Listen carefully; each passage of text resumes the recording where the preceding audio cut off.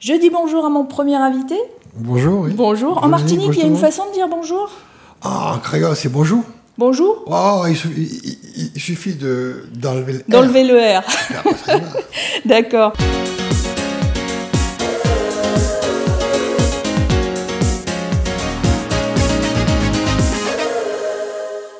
Alors, Joël Filin, vous avez fait plein de choses et vous avez deux périodes dans votre vie d'auteur-compositeur. Vous avez une période avant, comment vous dites? Avant de connaître Jésus-Christ. Voilà, et une période après. Alors, je vous demandais juste avant que l'émission démarre s'il y avait eu vraiment un changement dans votre façon d'écrire. Et vous me disiez que ce qui vous intéressait, et ce qui vous intéresse certainement aujourd'hui, c'est les réactions des gens, leur façon de vivre aussi peut-être. Oui, disons que ce qui m'a intéressé, mais je pense que c'est le cas aussi de beaucoup d'artistes sensibles à cela, c'est plutôt de plonger nos regards dans les profondeurs de l'être humain. D'une part, avant tout de se regarder soi-même et ensuite d'essayer de comprendre l'autre. Absolument, absolument. Et moi, ce qui me concerne, j'aime bien écrire, développer ce que je suis, ce que j'espère, ce en quoi je crois et disons mes démarches personnelles, mes envies, mes espérances. Donc c'est l'être humain. J'aime pas inventer, j'aime pas proposer, disons, ce que je ne suis pas. D'accord, vous inspirez de votre vie à vous. Oui, je pense que comme la vérité libère, je pense qu'en proposant ce qu'on est, on propose sa vérité aux autres. Et cette vérité qu'on peut après défendre librement et voilà. Alors en 1987, vous sortez votre premier album. Ouais, c'est le premier vinyle, ouais, dans le temps. Ouais. Quel souvenir vous en avez, justement, avec le recul? Bon souvenir, c'était donc mon premier vinyle. Donc, en tant qu'artiste, on est heureux, donc on se régale d'avoir enfanté ce dont on rêvait depuis longtemps, d'autant plus que la réalisation s'est passée bien au-delà de ce que je pensais. Donc voilà. Voilà. Et alors, vous faites des arrangements avec Thierry Watton. Vous êtes très fidèle à lui parce qu'il vous suit pendant plusieurs années. Enfin, il me suit, c'est plutôt moi qui le suis, parce que lui, c'est quand même un des arrangeurs les plus chevronnés de la diaspora. Il est très très bon et en plus, il comprend ce qu'on veut. Et lorsqu'on travaille avec un arrangeur qui comprend ce qu'on veut, on est beaucoup plus à l'aise. Ben oui, parce que si vous ne vous compreniez pas, vous ne pourriez pas travailler avec lui de toute façon. Oui, c'est tout ça. Et puis en plus, il ne s'impose pas. Il ne s'impose pas. Il n'impose pas son style, il garde le vôtre. Ah oui, tout à fait. Il a intérêt. Parce qu'après... Par contre, il a le droit de dire est-ce qu'il a le droit de oui, c'est quand même. Il propose. C'est quand même, il canalise aussi. Oui.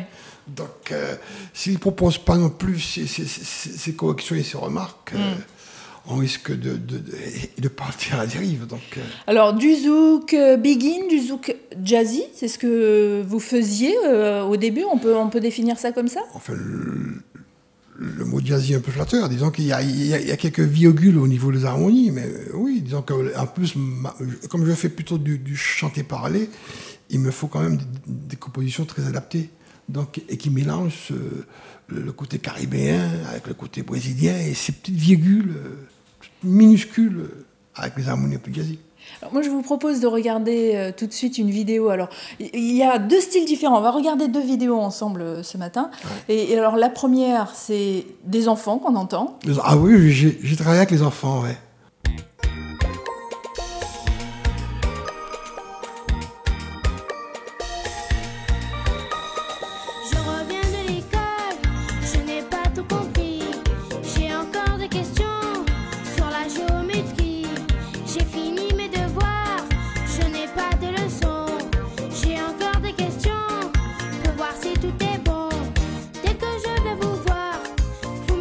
Chaque fois, reviens un peu plus tard.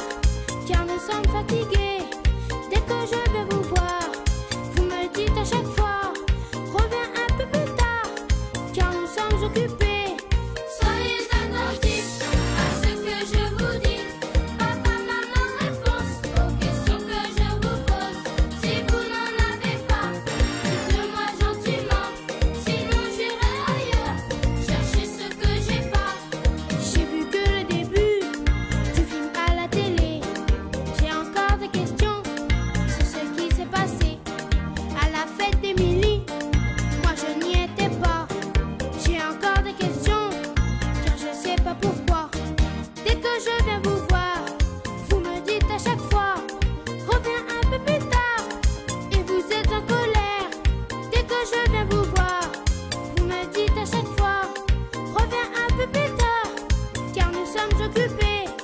Soyez attentifs à ce que je vous dis. Papa, maman, réponse aux questions que je vous pose. Si vous n'en avez pas, dites-le-moi gentiment. Sinon j'irai ailleurs, chercher ce que j'ai pas. Soyez attentifs à ce que je vous dis. Papa, maman, réponse aux questions que je vous pose. Si vous n'en avez pas, dites-le-moi gentiment. Sinon j'irai ailleurs, chercher ce que j'ai pas. Et alors, ouais. cette aventure, elle a commencé comment? Ah oui, les enfants, pour tout vous dire, j'aime beaucoup les enfants et je me suis dit, tiens, à un moment donné, je me suis dit, j'aime pas la guitare, je suis pas guitariste, mais je connais quand même quelques bases. Ma guitare, je me suis dit, tiens, pourquoi ne pas écrire pour des enfants et travailler avec eux, en l'occurrence sous des thèmes comme l'attention des parents à leurs questions. Parce qu'aujourd'hui, comparativement à avant, les parents, je trouve, ils sont pas assez disponibles. C'est une chanson amorale. Hein. Ils sont pas à l'écoute. C'est pas moralisateur. Enfin, amorale. Non, c'est pas moralisateur, mais disons que c'est important. Il y a un message important à l'intérieur. Ça interpelle. Oui. Et ça interpelle. Effectivement, ça interpelle à mesure où les enfants ont besoin de réponses. Mais à toutes les questions. Ce qui fait que ça demande... Ma mère me disait, quand j'étais petite, c'était terrible, je posais déjà beaucoup de questions. Mais il le faut. mais on pose beaucoup de questions, mais on n'a pas toujours les réponses. Ah non, on n'a pas les Même réponses. si elles ne sont pas bonnes. Oui. Mais au moins, l'enfant se sait écouter. Et ça, aujourd'hui, vous savez, en 2014, on fait ça depuis quelques années, on est pris par les affaires, on donne priorité aussi au travail. Il y a les soucis etc. de savoir si on va pouvoir payer les factures, etc. Donc on n'est pas toujours disponible pour les enfants. Au détriment de cette éducation-là. C'était important que ce soit les enfants qui chantent dans ce clip, ou vous auriez pu le dire vous-même? Non, d'autant plus que la composition elle-même, c'est pas du tout mon style. Et puis je pense que avec les enfants, c'est plus authentique, c'est plus fluide. Et vous avez pris quel enfant? Vos enfants? Non, pas du tout. J'ai pris un neveu et 2 autres enfants du même âge. Et ils ont adoré l'expérience? Ah oui, ils se sont régalés. Est-ce que c'est quelque chose que vous avez envie de refaire? Des albums pour enfants, ou en tout cas diriger des enfants sur de la musique? J'aurais bien aimé écrire une pièce de théâtre pour les enfants. Donc vous reviendrez quand ce sera fait? Oula! En attendant, on va parler aussi de ces albums. Oui, affaire à suivre. On va parler de ces albums chrétiens, c'est-à-dire après votre conversion. Exact. Dans ces albums, qu'est-ce que vous dites? Je parle de ma foi, de mes convictions. Je parle de Dieu et de Jésus-Christ librement. Je parle de ma relation avec Dieu, de la façon dont je chemine avec lui. Donc il est présent dans votre vie. Oui, absolument. Absolument. Et là, dans les moments de joie, dans les moments de tristesse, dans les moments d'épreuve, et je parle de l'espérance en lui, de la façon dont il agit en moi, et dont il œuvre aussi en moi, et cette vérité, je dirais fondamentale, à savoir que et sans Jésus-Christ, on ne peut pas plaire à Dieu. Mais alors, ce que vous dites, c'est là encore une fois, ce sont des histoires personnelles, ouais, toujours. Hein. Et il le faut. Il le faut. Et votre objectif, c'est de partager votre foi de façon à ce que les gens comprennent ce que vous vivez, ou peut-être qu'ils se convertissent eux aussi, pourquoi pas? Enfin, qu'ils se convertissent, oui, disons que c'est pas le but premier, dans la mesure où je n'ai aucun pouvoir de conviction. Je n'ai aucun. Je ne peux changer ni les temps, ni les circonstances, ni le cœur de l'homme. Donc, moi, je suis... Vous pouvez essayer, en tout cas, de toucher par votre musique vos paroles. Oui, je serais peut-être faire du prosélytisme. Moi, je suis, entre guillemets, je suis artiste, j'écris, je chante ma foi librement. Après, il y en a qui adhèrent, il y en a qui adhèrent pas. Après, l'œuvre de conviction, à savoir que Jésus-Christ est mort pour les péchés de l'homme et ressuscité pour la justification. Et cette mission-là, disons que ces tâches-là, entre guillemets, elles combattent Dieu et non à moi.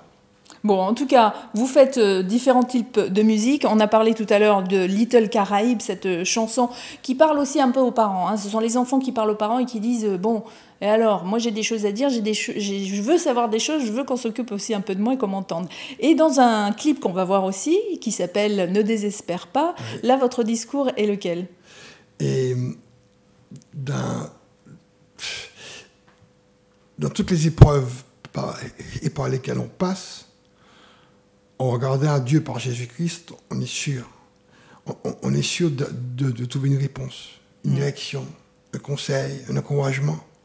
Parce qu'aux yeux de Dieu, l'homme est précieux. Tous. On est tous précieux. On est tous précieux aux yeux de Dieu. Donc on va regarder ce clip. Et puis, si vous avez envie de dire quelque chose encore juste après, eh bien... Voilà, à votre disposition, chère dame. Allez, c'est parti. Ça, c'est le clip qui passe là.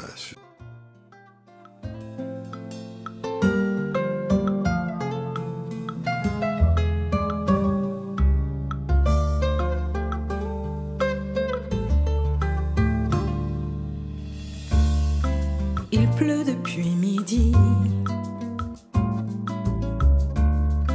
Dehors il fait très gris.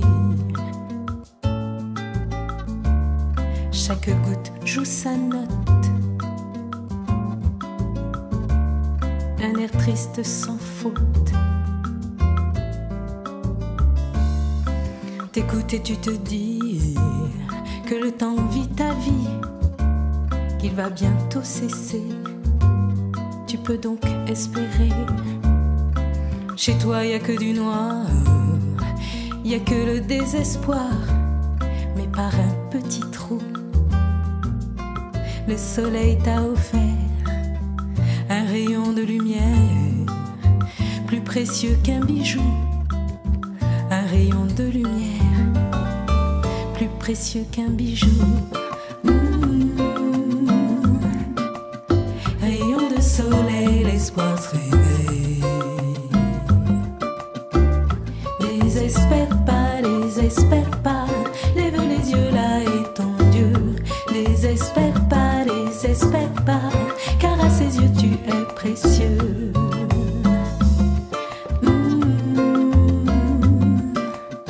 Rayon de soleil, l'espoir se réveille.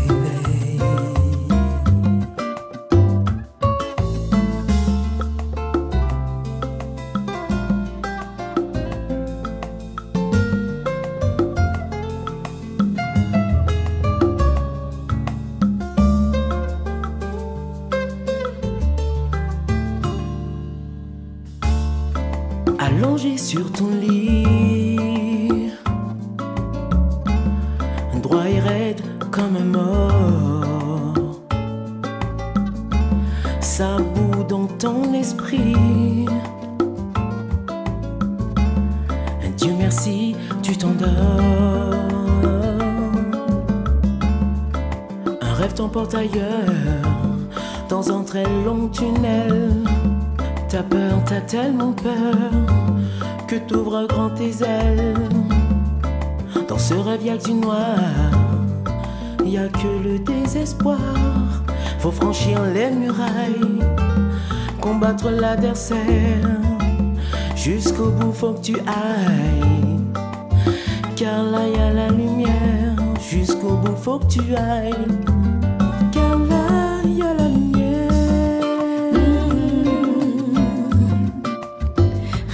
Soleil, l'espoir se réveille. L'espoir se réveille.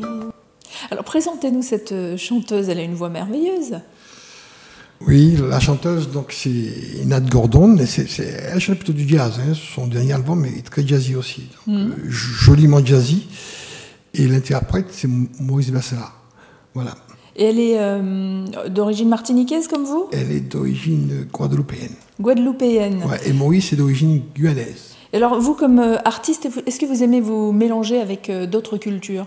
Parce que... Ah ben oui, oui, il le faut, papa, parce que si on reste cloisonné dans son petit périmètre, à mon avis, on n'évolue pas. Donc, je pense qu'il faille quand même prendre, butiner, entre guillemets, sur d'autres cultures pour y trouver, pour y puiser les richesses. Donc, que ce soit la culture africaine, que ce soit les cultures. Donc, on peut vous retrouver en concert. Oui, et polynésienne aussi, pourquoi pas. On peut vous retrouver en concert dans la région parisienne avec d'autres artistes?